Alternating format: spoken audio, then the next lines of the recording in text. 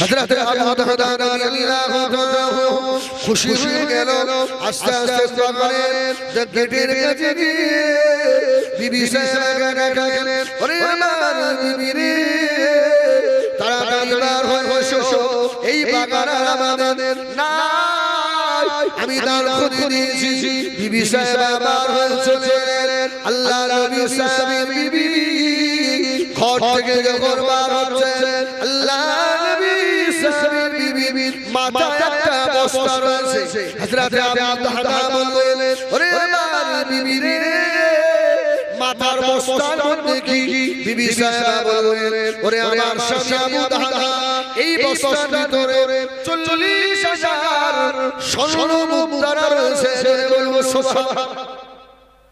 আরে জান্নাতের একটা গাছের কত দাম জানেন স্বামী এই ৩০,০০০ খাজুর গাছের খাজুর বিক্রি করে যে স্বর্ণ মুদ্রা হয়েছিল সেগুলো এই বস্তার ভিতরে আছে শুধু গাছ দেবো কেন এই ৩০,০০০ স্বর্ণ মুদ্রা আল্লাহর রাস্তায় দিয়ে দিলাম সুবহানাল্লাহ। এটাও দিয়ে দিলাম নবী যখন বলেছেন জান্নাতে একটা সাবেত হবে ওই ৪০,০০০ স্বর্ণ মুদ্রা ঢেলে দিলেন। হাদিস শরীফে প্রমাণ আছে হযরত আবু দারদা রাদিয়াল্লাহু তাআলা আনহু কয়েকদিন পরে খবর এলো ইয়া রাসূলুল্লাহ ইয়া হাবিবাল্লাহ আপনার খদিজার টুকরা স্বামী হযরত আবু দারদা বেঁচে নাই। ও আব্দুল শুকরাব এই খবর আসার পরে নবী আমার পাগলের মতো কাঁদতে লাগলেন বাবা আবু দারদা চলে গেলে বাবা আমি রাসূলুল্লাহ আমাকে এত ভালোবাসো আবু দারদা আল্লাহ নবী সাহেব হযরত ওমর ফারুক রাদিয়াল্লাহু তাআলা পাশে দাঁড়িয়ে ছিলেন আল্লাহ নবীর কান্না দেখে হযরত ওমর বললেন ইয়া রাসূলুল্লাহ ইয়া হাবিবাল্লাহ হুজুর আপনি এত কাঁদবেন হুজুর আপনি কাঁদতে নিষেধ করেন আল্লাহ নবী বললেন বাবা ওমর জানো না বাবা আমার আবু দারদাকে আমার আল্লাহ কবুল করে নিয়েছে।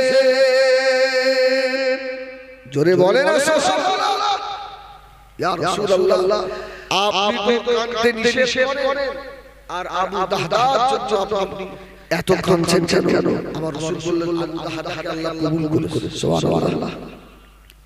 আল্লাহ নবী সাহাবাদেরকে দিয়ে হযরত আবু দারদা বাড়ি গেলেন আল্লাহ নবী বললেন ও সাহাবীরা আমি রাসূলুল্লাহ আমার আবু দারদার গোসল আমি নিজে হাতে দেব সুবহানাল্লাহ বলে।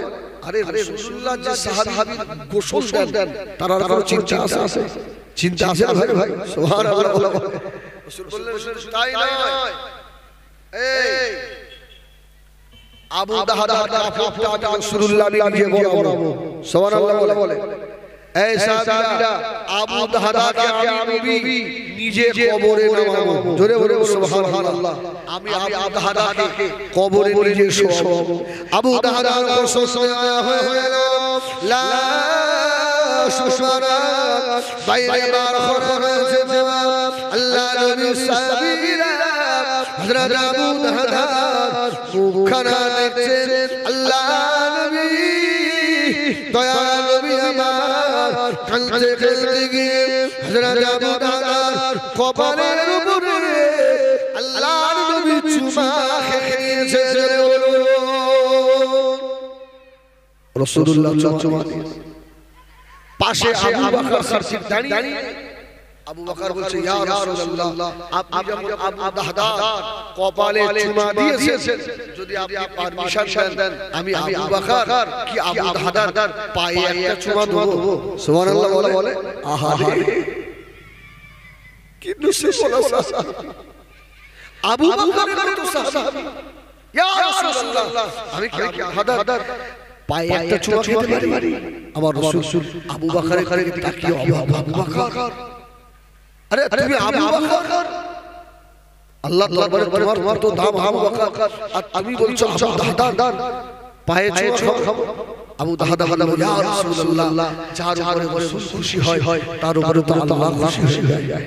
সুবহানাল্লাহ। ইয়া রাসূলুল্লাহ, আপনি যদি পারমিশন দেন তাহলে আমি আবু দাহদার পায়ে চুমু খাই। আমার রাসূল বললেন আবু বকর, আমার আবু দাহদাকে আল্লাহ যে মর্যাদা দিয়েছে, আমি রাসূল বলছি তুমি আবু দাহদার পায়ে একটা চুমু দাও।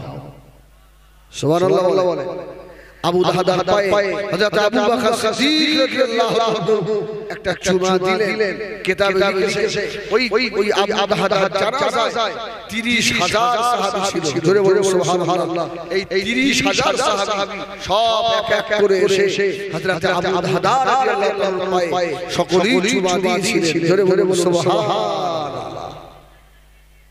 শুধু দ্বীনের একটু সাহায্য করেছে, আল্লাহর কোরআনের সাহায্য করেছে, গরীবকে একটু দেখেছে, অসহায়ের দিকে তাকিয়েছে, আল্লাহ আল্লাহর রাসূল তার উপরে খুশি হয়েছে। জোরে বলে বলুন সুবহানাল্লাহ। এই জন্য শুধু নামাজের নাম নয়, শুধু রোজা শরীয়তের মধ্যে সব নয়, হজটাই সব নয়। আপনার বাড়ির পাশে এতিম, অসহায়, গরীব একেও দেখতে হবে না?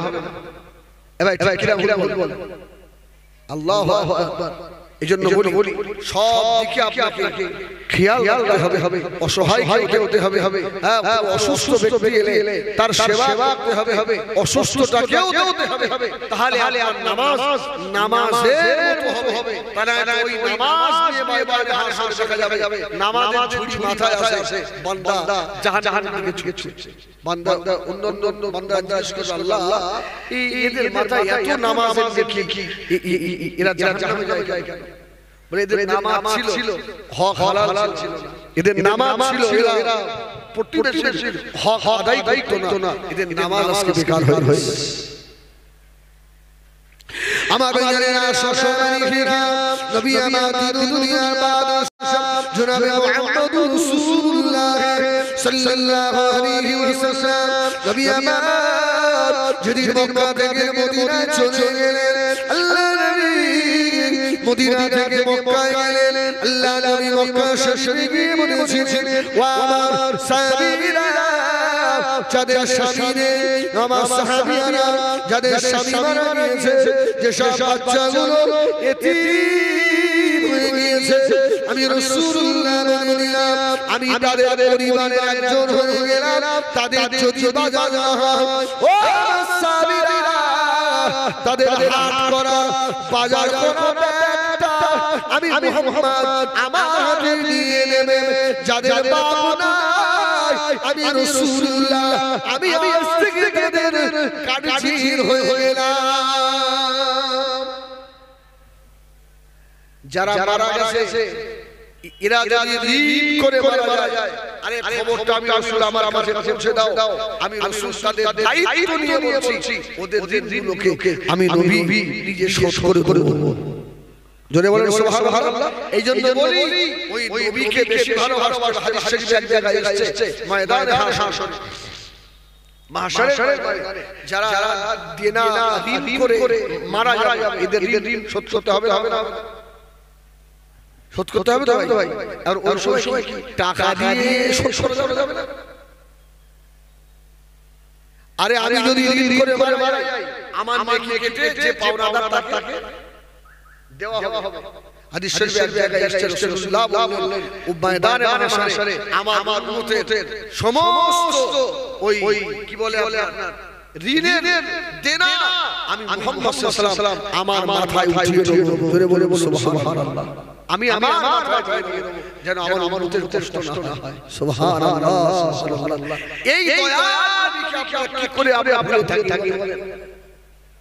এই নবীর সুন্নতগুলোকে ছেড়ে দিয়ে এই নবীকে আপনি কি করে কষ্ট দিই বলে? এই নবীর সুন্নতকে আপনি আখিরাতে মুখ দেখানো লাগবে না? এ ভাই লাগবে না? আরে হাদিস এসেছে আমরা সারা দিনে যা আমল করি এই সমস্ত আমলের একটা লিস্ট আল্লাহর রাসূলের দরবারে ফেরেশতারা পৌঁছে দেয়। সুবহানাল্লাহ বলেন।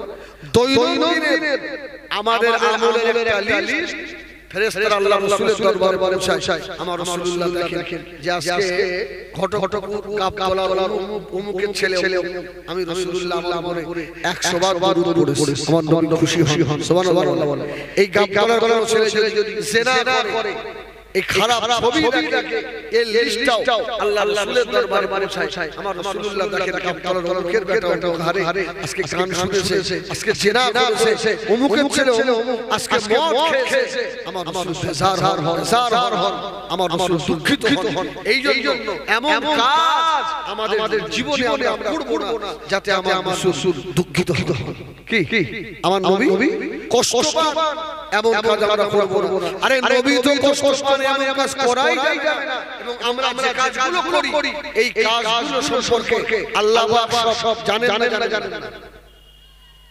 আচ্ছা বলতে পারেন আমাদের দুজন বন্ধু আছে আমাদের সঙ্গে আপনারা আমার সব থেকে বড় বন্ধু তো বড় বন্ধু না আরে 60 বছর 70 বছর যে বিবির সঙ্গে এক বালিশে মাথায় আমরা ঘুমালাম এই বিবি কি বন্ধু না এর থেকেও বড় দুটো বন্ধু আল্লাহ আমাদের কাছে দিয়েছে ওই বন্ধুদের নাম জানেন কিরামান কাতিবিন ইয়ালামুনা মা তাফআলুন বান্দা দিল দুনিয়াতে এসেছিলে সেই দিনে আমি আল্লাহ এই দুই ফেরেশতা দিয়েছি বান্দা দুনিয়া থেকে চলে যাবে সেই দিনে এই ফেরেশতা তোমার সঙ্গী হবে এছাড়া তোমার কাছ থেকে এক সেকেন্ডের জন্য এই দুই ফেরেশতা সরবে এদের তো দায়িত্ব হলো সঙ্গে থাকা ফেরেশতা দলকে কি বলিকে বলো আল্লাহ পাক সব দেখলেন আল্লাহ পাকের থাকার জায়গা হলো নাহনু আকরাবু ইলাইহি মিন হাবিলিল ওয়ারিদ আল্লাহ পাক সাহারার নিকটে থাকে সুবহানাল্লাহ বলেন আল্লাহ যদি সাহারার নিকটে থাকে ফেরেশতারা যদি দেখে এই আল্লাহ দেখে না এই আল্লাহ দেখে না অবশ্যই দেখে এবার আসেন একটা ঘটনা শোনাই শুনবেন আপনারা একবার দুর্বৃত্তের দ্বারা একটু জোরে নারায়ে তাকবীর আর একটু জোরে বলে নারায়ে তাকবীর এইজন্য খারাপ করা যাবে না আমি যে বাদশাটার নাম বলছিলাম কি নাম সুলতান মাহমুদ গাজওয়ানের বাদশা সুলতান মাহমুদ আল্লাহু আকবার এখন তো সব কথা বলাও যাবে না ভাই কারণ ভাঙড় আপনার ঘট কোন সময় আগুন ধরে যায় মাথায় কিন্তু ঠিক বলা যায় না এখন হঠাৎ এখানে বলা মুশকিল সুলতান মাহমুদ গজনবী এত বড় বাদশা সারাদিন দেশের দায়িত্ব পালন করে আর কিতাবে এসেছে সুলতান মাহমুদ গজনবী হযরত উমর রাদিয়াল্লাহু তাআলা যেভাবে দেশ চালাতেন উনিও উমরকে ফলো করতেন জোরে বলেন সুবহানাল্লাহ উমরকে ফলো করতেন তো গভীর রাতে সুলতান মাহমুদ গজনবী ছেঁড়া একটা জামা পরে আর গ্রামে ঘুরছে বাড়িতে কার খাওয়া হলো না কে দুঃখে আছে কে সুখে আছে কোন বাড়ি খারাপ কাজ হচ্ছে শরীয়ত বিরোধী কাজ হচ্ছে সুলতান মাহমুদ গজনবী সব ঘুরে দেখছেন সুবহানাল্লাহ আর আমাদের দেশের নেতাগুলো এরা খারাপ কাজ দূর করবে কি এরা খারাপ কাজের সাপোর্ট করে সহযোগিতা করে ঠিক না বলে মারে আসদুরা মারে আমার বাজার হ্যাঁ আল্লাহু আকবার পুলিশ মদকে দেখলে আপনার তাড়া করছে আবার সেই সরকার মদের পারমিশন বেশখানার পাশে মহিলারা পুলিশ লাঠি তাড়া করছে আবার সেই বেশখানার পারমিশন সরকার দিচ্ছে না হ্যাঁ এরা আবার টাকা খাচ্ছে আমাদের যেসব বর্তমান সব নয় আপনাদের ভাঙড় ঘটপুরে যে কটা নেতা এরা সব আপনার আব্দুল কাদের জিলানীর উপরে আল্লাহর ওলিরা এরা সব ভালো মানুষ এরা খায় না সরকারি জায়গায় সব আপনার প্লট করে নিজের নামে বিক্রি করে লক্ষ টাকার মালিক হচ্ছে শৈল রক্ত খা এর থেকে শুকরের রক্ত খাবি। আল্লাহ মাফ করে, হয়তো কথা বার হয়ে গেল। যদি সে নেতা মুসলমান হয়, আমার এই বক্তব্যটা যেন তার কানে যায়, আমি তোমার দুশমন নই, আমি তোমার ভাই, আমি তোমাকে চাই তুমি জাহান্নাম থেকে জান্নাতি হয়ে যাও। ঠিক কিনা বলেন? আমি তোমার পায়ে ধরে বলছি, তুমি এখন ফিরে এসো, গরিবের হবো না, সরকারি সম্পদ বিক্রি করে আর কোটি কোটি টাকার মালিক হয়েও না, এ তোমার জাহান্নামের আগুন হয়ে যাবে। সুলতান মাহমুদ গজনবীকে দেখে শেখো, সেও তো মুসলমান ছিল, তার বুকেও ছিল কালেমা লা ইলাহা ইল্লাল্লাহ মুহাম্মাদুর রাসূলুল্লাহ। আরে নেতা, তুমিও তো বড় লা ইলাহা ইল্লাল্লাহ মুহাম্মাদুর রাসূলুল্লাহ। সুলতান মাহমুদ গজনবী যে আওয়াজ ছিল, এই ভাঙনের নেতা তোরও তো সেই একই কাবা, সুলতান মাহমুদের যে খোদা তোরও সেই খোদা। তুই ওকে দেখে শিক্ষা নিতে পারিস নি? অস্ত্র থেকে শিক্ষা নে। সুলতান মাহমুদ গজনবী রাহমাতুল্লাহ আলাইহি আল্লাহু আকবার বলেন, আল্লাহু আকবার। রাত্রে ঘুরছে জানেন সুলতান মাহমুদ, রাত্রে ঘুরছে একটা তিন রাস্তার মাথায় চারজন বসে আছে, চারজন লোক বসে। তো সুলতান মাহমুদ আস্তে আস্তে গিয়ে বলছে না, ওরা সুলতান মাহমুদ দেখতে পেয়ে উঠে দৌড়ে পালাচ্ছে। তো সুলতান মাহমুদ গজনবী বলছে, কি রে তোরা পালিয়ে যাচ্ছিস? দাঁড়া। এখন তাড়াতাড়ি বলে আপনার চোরের কি? এই চোরের কি? পুলিশ না, এদি খস করে একটা চো আওয়াজ করে, ওই হাই মাল এসে গেছে। তো এরা মনে করছে হয়তো সুলতান মাহমুদের পুলিশ। রাত্রে ঘুরছে, এই চারজন চোর উঠে দৌড়। তো সুলতান মাহমুদ বলছে, আরে দাঁড়া, যাচ্ছিস কোথায়? দাঁড়িয়ে। তো এক জায়গায় বসে সব কথা হচ্ছে। এ ভাই কোথায় যাচ্ছে ভাই? শিখি চলে আসে ভাই। সুলতান মাহমুদ গজনবী ওদেরকে নিয়ে বসে ভাই তোমরা কি করতে এসেছো? এই সব তোমরা খেয়াল করে। তো ওরা ভাই তুমি কে? বলছে আমিও তোমাদের একজন। বলছে তাহলে তোমার সঙ্গে বলি, আমরা চার চোর। সুলতান মাহমুদ তাহলে হাম চোর। আরে আমি রাতে কি এমনি ঘুরছি? আরে আমিও তো চোর। তালি ভালো। তা ভাই সুলতান মাহমুদ বলছে তোমাদের সঙ্গে একটু আমার নেবে, নিলে ভালো হতো, তাহলে দলে ভারী হতো। তো এই চার চোর বলছে তোমার জন্য তোমার তো কোনো কেরামতি নেই, আমাদের কেরামতি আছে। তা সুলতান মাহমুদ তো পাগল, বাদশা তো বলছে আচ্ছা বলো তো তোমাদের কি আছে এমন কেরামতি? একজন দাঁড়িয়ে বলল সুলতান মাহমুদ গজনবীকে চিনতে না পেরে বলছিল, ও বাবা ছেলে, আমার একটা কেরামতি হলো যে বাড়িতে চুরি করতে যায়, ওই বাড়িতে ঢোকার আগে কুকুর ঘেউ করে ডাকে। ওই কুকুর যে কি বলে ওটা আমি কুকুরের ভাষা বুঝি। সুলতান মাহমুদ তুমি তো কুকুর হুজুর? বলছে হ্যাঁ আমি কুকুরের ডাক বুঝতে পারি। বাবা তোমার তো বিরাট কেরামত। আরেকজন বলছে শোনেন আমার কেরামত কি? বলে যদি ওই বাড়িতে মেন গেটে তালা লাগানো থাকে, তালা সঙ্গে যাব তো তালা খাট করে খুলে যাবে। তুমি তো তালা ঠিক আছে। আর একজন বলছে সুলতান মাহমুদ তো চেনে না তো? বলছে ভাই আমার কি বাড়ির মধ্যে ঢুকে পড়ে ঘরে মাল আছে, আমি শুকলে বলতে পারি যে মাল এই ঘরে। বলে বাবা রে তো এখন চার নম্বর যেটা বলছে এ ভাই আমার বলো বলে আমার আমি যাকে একবার দেখি আমার ভুল হয় না। তো সুলতান মাহমুদ গজনবী বলছে ভাই তোমাদের তো কারামারামতি শুনলাম, আমারও একটা কারামারামতি আছে। বলে বাবা রে তো আরেকটা দেখতে যাচ্ছি, তোমার কারামতি কি? তো সুলতান মাহমুদ কাসরাবি বলছে আমার কারামতি হলো এই দাড়ি হ্যাঁ যদি চুরি করতে গিয়ে কেউ ধরা পড়ে যায় আর আমার এই দাড়ি আমি ঘুরিয়ে দিই আর কোন চোরে যদি ফাঁসির অর্ডার হয় আমার দাড়ি কারামতি একদম ঘুরিয়ে দিই আর ফাঁসি হবে না। ওরা বলতে খবরদার ভাই সঙ্গে রাখতেই হবে, চুরি করতে গেলে তো ধরা পড়তেই পারি, তাহলে এ থাকলে আমাদের ফাঁসি হচ্ছে না, সব বসে কথা হচ্ছে। এবার সুলতান মাহমুদ বলছে ভাই আস্তে কার বাড়ি করা হবে? চোরগুলো বলছে সুলতান মাহমুদের বাড়ি করা হবে। সুলতান মাহমুদের বাড়ি করা হবে।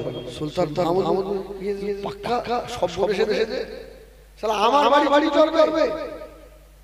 তো সুলতান মাহমুদ চুপ করে বসে বলছে আচ্ছা আজকে তাহলে সুলতান মাহমুদের বাড়ি হবে। হ্যাঁ ভাই চুরি করতে গেলে যদি কেউ যদি তাড়া দেয় তখন তার 10 টাকা হবে।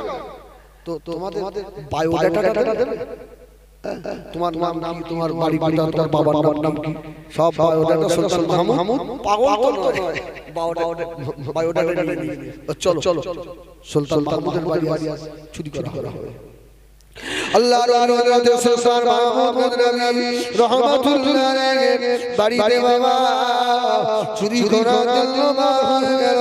সুলতান মাহমুদের বাড়ির দরজায় গিয়ে দাঁড়িয়েছে কুকুরকে করে রাখে। ওদের মধ্যে যে কুকুরের বাসা শোনে ও বলতে লাগলো বাবা আজকে কুকুরের ডাক ভালো নয়।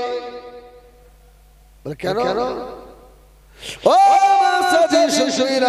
কুকুর যেন বলে যার বাড়িতে চুরি করতে এসেছি বাড়ি মালিক নাকি আমাদের সঙ্গে রয়েছে।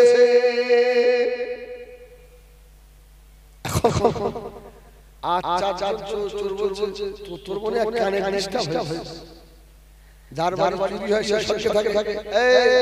আবার চোর কুকুর কি বলছে সত্য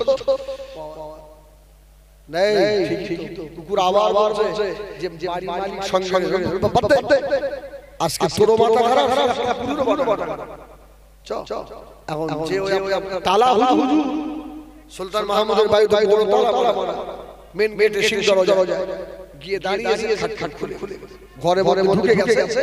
এখন যিনি ওই সফা হুজুর মালটাই আসে বলে উনি শুনে বলছে এই ঘরে মাল। তো সুলতান মাহমুদ বলছে তোমরা মাল করে নিয়ে এসো, আমি এখানে থাকি কেন না সুলতান মাহমুদ কোন জায়গায় বার হবে মুশকিল। হ্যাঁ মালগুলো তো সাইড হতে হবে। ওরা চাচল চোর আল্লাহর নবী সুলতান মাহমুদ কাসরাবি রহমাতুল্লাহ আলাইহি ঘরে ঢুকে পড়ে সোনা দানা টাকা পয়সা বার করে নিয়ে আসে। আল্লাহর নবী হযরত সুলতান মাহমুদ কাসরাবি রহমাতুল্লাহ আলাইহি যে জায়গায় ওরা মাল রাখে ওই মালগুলো নিয়ে হুজুর আমার সঙ্গে আর জায়গায় রেখে দেয়। এই চাচল চলে গেল রাখি আপনি শরীর আর জায়গায় রাখে। সুলতান মাহমুদের ধারণা হলো এই শরীর রাখবো, সময় পার হবে ফজরের আযান হলে এরা পালিয়ে যাবে আর পালিয়ে যেতে পারবে না। আল্লাহর নবী সুলতান মাহমুদ কাসরাবি রহমাতুল্লাহ আলাইহি মাল শরীর রাখলেন, ঘরের মাল বার হয়ে গেল। ফজরের আযান হচ্ছে আসসালাতু খায়রুম মিনাল নাওম। আল্লাহর রাসূল সুলতান মাহমুদ কাসরাবি বলল পালিয়ে যা তাড়াতাড়ি পালা কেন না। আল্লাহর নবী সুলতান মাহমুদ কাসরাবি ফজরের আল্লাহর বড় নামাজ জামাতে আদায় করবে। এখন উঠে পড়বে চোরগুলো মাল রেখে দিয়ে সব পালিয়ে চলে গেল। তামাম এলাকা হয়ে গিয়েছে সুলতান মাহমুদের বাড়ি ডাকাতি হয়ে গেল। সুলতান মাহমুদ কাসরাবি ফজরের নামাজ পড়ে এসে বলছে ওদের সে অ্যাড্রেস ছিল না ধরে বলছে অমুক গ্রামে অমুক যা ধরে নিয়ে অমুক গ্রামের অমুককে নিয়ে চার চোরকে ধরে আনা হয়েছে। এখন তো আর সুলতান মাহমুদ ওরা চিনতে পারছে না। সুলতান মাহমুদ এখন ভালো জামা গায়ে সিংহাসনে বসে আছে। বলছে তোমরা সুলতান মাহমুদের বাড়ি চলে গেল কেন? এখন চোরদের যা স্বভাব ভাই, বলে ভাই আল্লাহর আমরা অন্য কেউ তো সুলতান মাহমুদ বলছে মিথ্যা কথা বলিনি, ফাঁসি হবে কিন্তু চার সুলতান মাহমুদ বলে সরে যা, চার ফাঁসি হবে। ওই যে চার নম্বর যে ব্যক্তি ও কি বলেছিল, যাকে আগে একবার দেখি আর ভুল হয় না, ও এখন দূরে দাঁড়িয়ে হাসছে। সুলতান মাহমুদ আমরা পাঁচজন ছিলাম। সুলতান মাহমুদ ব্যাপারটা ঠিক করে এবারে হুজুর হেসে ফেলেছে। শয়তান যে আমারে চিনে ফেলে তার মানে বলছে আমাদের একটা দাড়িওয়ালা চোর ছিল, সে আমাদের বলেছিল যদি কারোর অর্ডার হয় তো আমার দাড়ির এমন কারামতি যদি একবার ঘোড়ায় ফাঁসি হবে না। সুলতান মাহমুদ কথা বলবেন না, সেই চোরটা তো আপনি। সুবহানাল্লাহ। আল্লাহর নবী সাল্লাল্লাহু আলাইহি সিংহাসনে বসে পাগলের মতো হাওয়া করে কাঁদতে লাগলো। বাবারা ঠিকই ধরেছো বাবা, ওই চার নম্বর ব্যক্তি ছিলাম আমি সুলতান মাহমুদ গজনবী। তবে বাবা চোরের শুনে রাখো, এই আসমান আল্লাহ, এই জমিন আল্লাহ, সব আল্লাহ। আল্লাহ নাফরমানি করো, নামাজ কাজা করো, রোজা কাজা করো, মায়ের সাথে ভালো ব্যবহার করো না। ও ভাই চোরেরা, আমি সুলতান মাহমুদ, আমার বাড়িতে চুরি হলো, আমি তোমাদের সঙ্গে ছিলাম। যার আসমানের জমিন তার নাফরমানি করো, সে আল্লাহ কি দেখে না, সে আল্লাহ কি আমাদের সঙ্গে থাকে না। নাহানু আকরাবু ইলাইহি মিন হাবিলিল ওয়ারিদ। আল্লাহ আমাদের শাহরানের নিকটে রয়েছে। এই চারজন চোর ছুটে এসে আল্লাহর নবী সুলতান মাহমুদ গজনবী রাহমাতুল্লাহ আলাইহির পা জড়িয়ে ধরল। হুজুর তুমি মাফ করো, আজ জীবনে চুরি করব না, আজ জীবনে ডাকাতি করব না, আজ জীবনে কারো মনে ব্যথা দেব না। হুজুর শুনে রেখে দেন, আল্লাহর নবী সুলতান মাহমুদ গজনবী রাহমাতুল্লাহ আলাইহি হাত বাড়িয়ে দিলেন। ওরা তওবা করে আর ভালো হয়ে গেল। কিতাবে লেখা বাবা এই চারজন চোর খেলা ওই জামানার চারজন বিখ্যাত আল্লাহ পাকের ওলি করে নিয়েছিলেন। দরুদ শরীফ আল্লাহুম্মা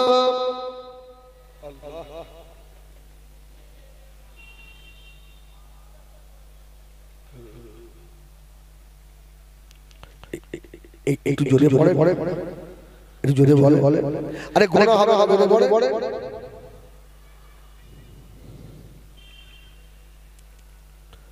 আমার দিনদার ভাইরা, আল্লাহ এই জন্য বলি আল্লাহর জন্য যা কিছু করি আমার বাবা দেখে জানে না। আপনি মনে করছেন রাতের অন্ধকারে খারাপ কাজ করছি, জেনা করছি, কেউ দেখতে পায় না। আরে না, ধারণা আমার দেখে, আল্লাহ সব দেখে। এই জন্য অপরাধ করা যাবে না। আমার ভাইয়েরা সসরিরা আল্লাহ পাক কোরআনে জানিয়ে দিলেন, আকিমিস সালাত তালিদুলুশ শামসি ইলা ওয়াসাতিল লাইল ওয়া কুরআনাল ফাজর ইন্না কুরআনাল ফাজরি কানা মাশহুদা ওয়া মিনাল লাইলি ফাতাহাজ্জাদ নাফিলাতান লাক আসা আন ইয়াবআসাকা রাব্বুকা মাকামান মাহমুদা। সুবহানাল্লাহ। রাতের ইবাদত আল্লাহর কাছে বেশি প্রিয়। জোরে বলুন সুবহানাল্লাহ। রাত্রিরে তাহাজ্জুদ আল্লাহর কাছে বেশি বেশি। এজন্য ছোট হুজুর কিবলা বলতেন চুরি করো হারাম খাও হাসতে হাসতে বেহেশতে যাও। চুরি করো হারাম খাও হাসতে হাসতে বেহেশতে যাও। আচ্ছা যারা একটু বসে ওরা কি বলবে আমারে এ পাগল না? আরে চুরি করো গভীর রাতে অন্ধকারে চুরি করে আল্লাহর ইবাদত করো। জোরে বলুন সুবহানাল্লাহ। হারাম মানে কি? রাগ হারাম এই রাগটা হজম করে ফেলো। রাগ দেখিও না। আর রাসূলুল্লাহ বলেছেন যে বেশি রাগ খায় এ কিন্তু সব জায়গায় ঠকে যায়। কি রাগ দেখালে তাকে ঠকতে হয়। রাগী মানুষ কোনো জায়গায় জিততে পারে না, সে হেরে যায়। আর ও যদি সবর করে আল্লাহকে সব জায়গায় জিতিয়ে দেয়। আমার ভাইরা এজন্য রাত্রিরে আস্তে আস্তে তাহাজ্জুদ পড়ার অভ্যাস করে। কি পড়া? তাহাজ্জুদ বুঝেন? তাহাজ্জুদের নামাজ কেমন করতে হয়? তাহাজ্জুদের নামাজ করা 12 রাকাত না, 12 রাকাত 2 রাকাত করে করতে হয়। যদি কেউ করে যে আমি এশা নামাজের পরে বেতের নামাজ পড়ব না, তাহাজ্জুদের পরে পড়ব, আলহামদুলিল্লাহ। আবার যদি কেউ বেতের নামাজ পড়ে নেয় তাও তাহাজ্জুদ পড়া চলবে, কোনো অসুবিধা নেই। অনেক আছে দেখবেন যে বেতের নামাজ বাদ দিয়ে পড়েছে, সে তাহাজ্জুদ হয়নি, এশাও নষ্ট হয়ে গেল। আছে না? এশা নষ্ট হয়ে গেল। তাহাজ্জুদের নামাজে কিভাবে নামাজটা পড়বে? প্রত্যেক রাকাতে যদি কোরআন শরীফ বেশি না জানে মুখস্থ না থাকে, প্রত্যেক রাকাতে সূরা ফাতিহা করে সূরা ইখলাস 3 বার করে দেয়। 3 বার 5 টাকাতে 3 বার, লাখ টাকাতে 3 বার। আল্লাহর ওলিরা আছেন, যদি তোমার আয়াতুল কুরসি মুখস্থ থাকে, কি কুরসি? আয়াতুল কুরসি, তাহলে প্রথম রাকাতে আয়াতুল কুরসি দাও, দ্বিতীয় রাকাতে 3 বার সূরা ইখলাস দাও। এইভাবে 4 রাকাত হোক, 8 রাকাত হোক, 12 রাকাত হোক, তাহাজ্জুদের নামাজ আদায় করো। আর তাহাজ্জুদ পড়ে আধা ঘন্টা 1 ঘন্টা সময় ওই নামাজের পাটিতে দাও। এই ফজরের নামাজের আধা ঘন্টা 1 ঘন্টা আগে উঠে পড়ে। আরে আল্লাহ এই মাকাম মাহমুদ দিয়েছিলেন একমাত্র তাহাজ্জুদের ওসিলায়। জোরে বলুন সুবহানাল্লাহ। তাহাজ্জুদের ওসিলায়। আরে তাহাজ্জুদের ফজিলত অনেক বড়। বান্দা তাহাজ্জুদের নামাজ আদায় করে আল্লাহ যদি দরবারে হাত তোলে, ওই হাত আল্লাহ ফিরিয়ে দেয় না। তাহাজ্জুদ করলেওয়ালার জীবনে কোনোদিন রুজির অভাব হবে না। তাহাজ্জুদ করলেওয়ালার মুখে নূর আর নূর আল্লাহ ছড়িয়ে দেবে। তাহাজ্জুদ করলেওয়ালাকে আল্লাহ জাহান্নামে দেবে না বাবা। তাহাজ্জুদের নামাজে এত বড় ফজিলত রয়েছে। ওই তাহাজ্জুদের নামাজে কোন ব্যক্তি যদি আধা ঘন্টার বেশি সময় দেয়, বেশি দরুদ পড়ে, ওই ব্যক্তিটা যদি হালাল খায়, ওই ব্যক্তিটার আল্লাহর নবীর দিদার নসিব হয়ে যায়। তাহাজ্জুদে আল্লাহর রাসূলের দিদার হয়। আপনাদের এই ঘটটুকুর এই একটা কথা বলে দেই, লোকের নাম বলবো না, আমাকে জিজ্ঞেস করবে কেউ, এটা খুব সিক্রেট ব্যাপার। এক ব্যক্তি গত সপ্তাহখানেক আগে আমাকে ফোন করেছে। আল্লাহ পাকের যত মুরব্বিদের সঙ্গে আমার ভালো থাকি, আমাকে ফোন করে হুজুর গত রাতে তাহাজ্জুদ করে শরীরটা খারাপ ছিল, সেজদাই কখন ঘুমিয়ে গেছি জানি না, আল্লাহ রাসূলের দিদার হয়েছে। সুবহানাল্লাহ বলে আল্লাহ রাসূলের দিদার হয়েছে। আপনাদের এই বাড়ি বেশি আমি মনসে আমি আল্লাহ রাসূলকে দেখেছি, খুব কানে হাতে কান বলছে শেষ করে ফেলবে। নবী দিদার আওয়াজ আর একজন খেটো মানুষ রাসূলুল্লাহ দিদার পেয়ে গেল। আমার ভাইয়েরা শ্বশুরি ফিরা নবী আমার দুনিয়ার বাদশাহ করে বেশি দুরূদ শরীফ তিলাওয়াত করে তাহাজ্জুদের নামাজের পরে 4 রাকাত 12 রাকাত তাহাজ্জুদের পরে 2 রাকাত আরো বেশি নফল নামাজ আদায় করে বেশি নফল নামাজ পড়ে হযরত খিজির আলাইহিস সালামের নামে একটু সবরসানি করে নেন এতে কি হবে আল্লাহ খিজির আলাইহিস সালামকে ইলমে লাদুনি দিয়েছিলেন সুবহানাল্লাহ বলেন ইলমে লাদুনি দিয়েছিলেন যাকে বলা হয় আল্লাহু মিল্লাতুনা ইলমা এই ইলমে লাদুনির হক হযরত খিজির আলাইহিস সালাম ও কেউ যদি তাহাজ্জুদের পরে 2 রাকাত নামাজ পড়ে খিজির আলাইহিস সালামের উপর সবরসানি করে দেয় ওই ব্যক্তিটা ইলমে লাদুনির হকদার হয়ে যায় সুবহানাল্লাহ বলেন ইলমে লাদুনি যদি দিয়ে আল্লাহ পাক এমন ক্ষমতা দেবে এই ঘটক পুকুরে বসে বসে মদিনা দেখা যাবে বাবা এই ঘটক পুকুরে বসে বসে আল্লাহর কামাল দেখা যাবে বাবা এই ঘটক পুকুরে বসে আল্লাহ পাককে সাত আসমান দেখাবে বাবা এই ঘটক পুকুরে বসে সাত জমিন দেখতে পাবে বাবারা আল্লাহ ওয়ালা হয়ে যাও নামাজি হয়ে যাও আল্লাহর ওলি হযরত হাসান বসরি রাহমাতুল্লাহ আলাইহি হুজুরের মুরিদ ছিলেন আম্মা জান হযরত রাবিয়া মাসারি রাহমাতুল্লাহ আলাইহা পীরার সত্র পীরার মুরিদ দুইজনা বসে কথা হচ্ছে হযরত রাবিয়া মাসারি বললেন ও আমার পীর হযরত হাসান বসরি আপনি আমার উস্তাদ আপনি আমার পীর তবে শুনে রাখেন আল্লাহ রাবিয়াকে আপনার থেকে বড় দরজা দান করে দিয়েছেন সুবহানাল্লাহ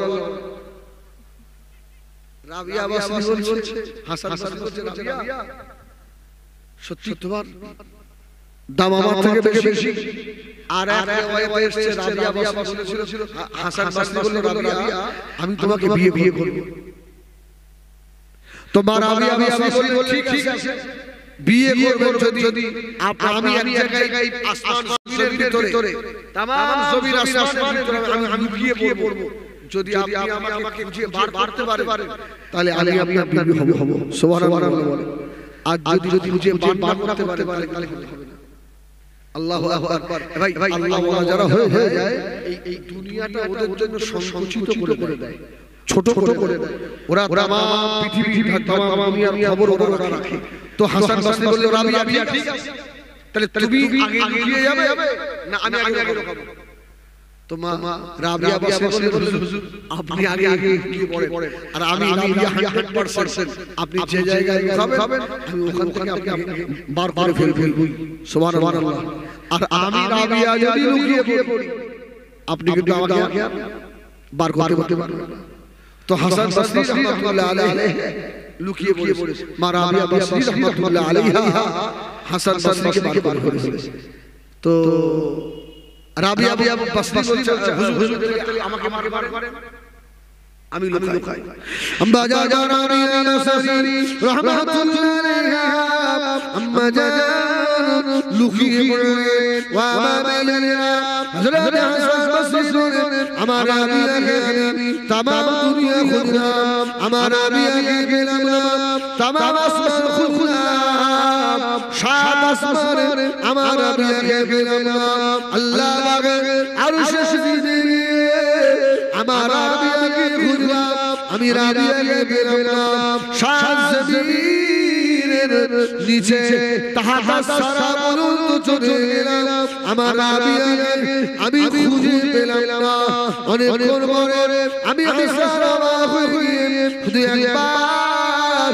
ডাক দিলাম ও রাবিয়া আমি খুঁজে তোমাকে পাচ্ছি না রাবিয়া তুমি বার হয়ে এসো আম্মা জান মা রাবিয়া বসরি রাহমাতুল্লাহ আলাইহা বার হয়ে চলে মা রাবিয়া মুস্কে হাসছে হাসান বসরি বললেন ও রাবিয়া तमाम আসমান মিনাল্লাহ বাগের আরশ ছাদ জমিনের নিচে তার সারা বলতো রাবিয়া তোমাকে খুঁজলাম কোথাও পেলাম না রাবিয়া তুমি কোথায় ছিলে মাজার মা রাবিয়া বাসরি রাহমাতুল্লাহ আলাইহা হেসে হেসে বলেছিলেন ও আমার পীর হযরত হাসান বসরি আল্লাহ পাক চারটে পঞ্জিরি দিয়ে এই মানুষকে আল্লাহ বানিয়েছে আতশ খাবার কি আগুন পানি হাওয়া মাটি আমাদের শরীরে আগুন আছে না রাগ হয় কেন আগুন আছে না সুবহানাল্লাহ বলে আগুন পানি হাওয়া মাটি এই চার জিনিস আল্লাহ মানুষকে বানিয়েছে মা রাবিয়া বললেন হুজুর আমার শরীরে যে আগুনটা ছিল ওটা আমি আগুনের মধ্যে মিশিয়ে দিয়েছি সুবহানাল্লাহ বলে আমার শরীরে যে ভাগ ছিল মাটিতে মিশিয়ে দিয়েছি যে ভাই আল্লাহ আমাকে বানিয়েছিলেন তার ভিতরে মিশিয়ে দিয়েছি তো আপনি আমাকে খুঁজে পাবেন কি করে সুবহানাল্লাহ বলে সুবহানাল্লাহ বলে আমার ভাইরা এই জন্য আল্লাহকে পেতে গেলে একটু আপনার রাতের সময় হবে হ্যাঁ তবে এটা মাথায় রাখেন আমার মতো বক্তারা সহজে আল্লাহ পাবে না মানে আমরা কি খুব মহব্বত আমরা এই একে থেকে মাল দু পকেট হয়ে যায় বাড়ি গিয়ে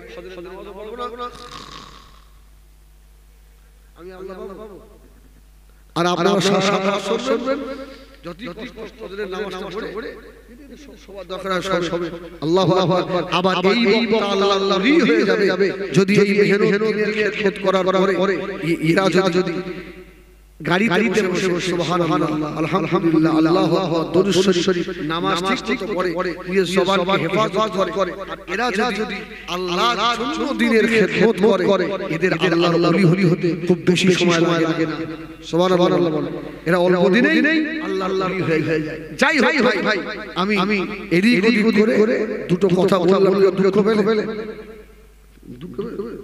দুঃখ পাবে বাড়ি ঘর দিয়ে পড়বে আমি একটা খারাপ কথা বলি ইনশাআল্লাহ আর কোরআন নিয়ে তো ছিল না আমার ভাই আলেম মানে আমাকে সাবজেক্ট দিয়েছিলেন আর জীবনী তো প্রতিদিন শোনাই সবাই বলে ওসব বস্তু হয়ে গেছে আমি নিত্য নতুন কিছু দিলাম ঠিক কিনা বলে মাফ করেন আল্লাহ আমাকে আমরা তৌফিক দেন আল্লাহ আমাদেরও আমল করার তৌফিক দেন বলে আল্লাহুম্মা আমিন বলো আল্লাহুম্মা আমিন এখন আমার ছোট ভাই হরি ভাই জনাব মাওলানা আব্দুল কাইয়ুম সাহেব বক্তা অনেক আছে ভাই অনেক তার মধ্যে অহংকারে ভরা আছে না দুদিন ওয়াজ করতে পারেন না টুপির কায়দায় থাকি ওরে খোদা রে শালা সেই দিকে লাই ওরে হ্যাঁ তো টুপির দাম কত বলে হুজুর ৫,০০০